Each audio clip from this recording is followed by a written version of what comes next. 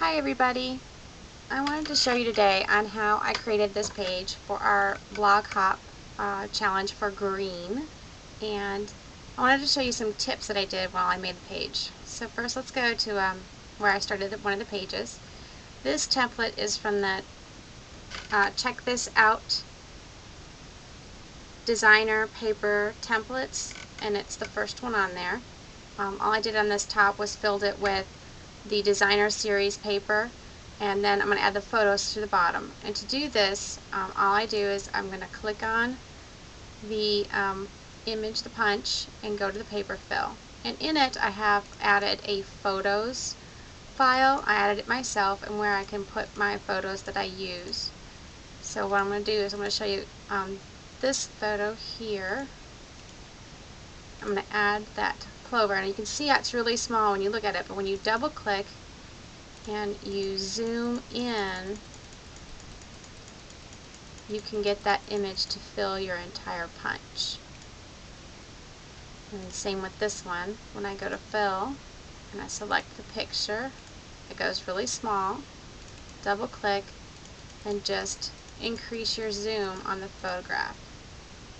I'm going to move it over slightly. And there you have it. A couple other things I wanted to show you was how I added the green. So I added G, I add two E's, and I'm just pulling these from my resource palette here on the left side instead of doing it from the Design Center, which is located over here. Alright, so now that I have them on my page, I'm just going to select each one, and by doing that I click on it to highlight it. Then I hit down my control button for PC. For Mac users it's different. And then I think it's the shift key for Mac users.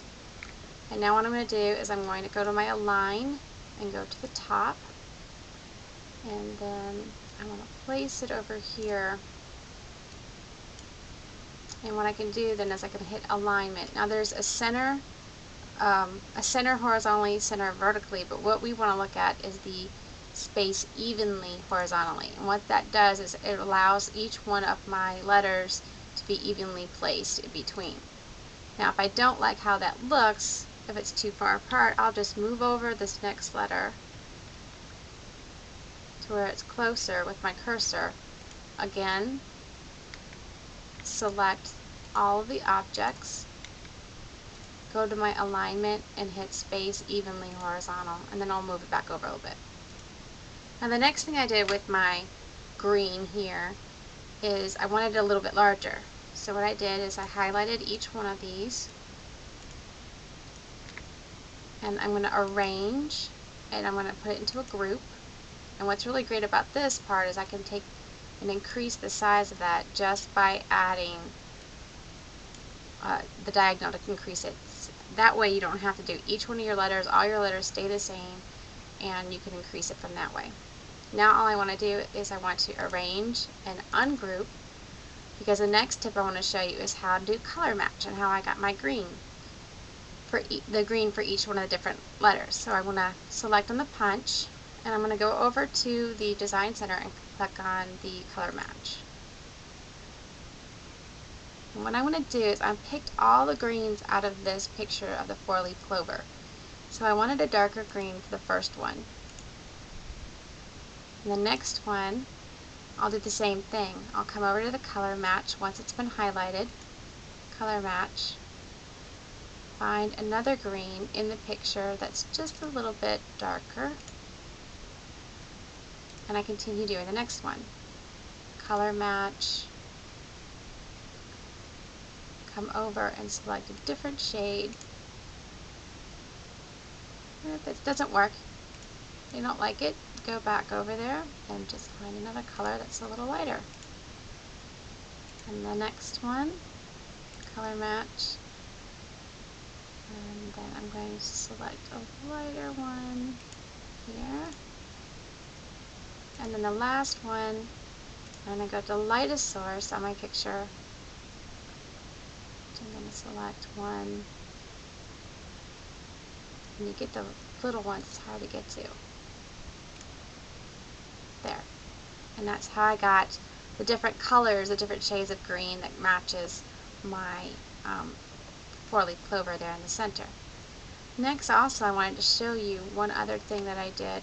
If you go over to Punches, the photo boxes from this download called Check This Out is right here in this Check This Out Punches.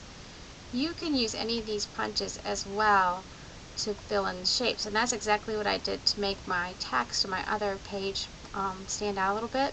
So I just added one of these here because I wanted the rounded edges, and I just added it right there behind it, and then I just went into color fill and I added Very Vanilla, and I didn't want it really dark. I wanted to still see this texture behind it on the DSP, so all I did was I took my opacity and took it down to 75%, and then that way I could still see it through there, but my text would still show on the top of it.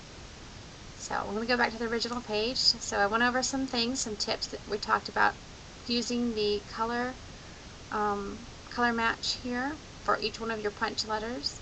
We talked about the photographs and how you can put them into a punch, as well as using some of the opacity to make your your text images pop out, and also the layout, the awesome new layouts. I just love these layouts from the Check This Out. So hope you like this little tutorial, and I'll be trying to do more for each one of my pages. I thought that little tips might be able to help you out and create your own page.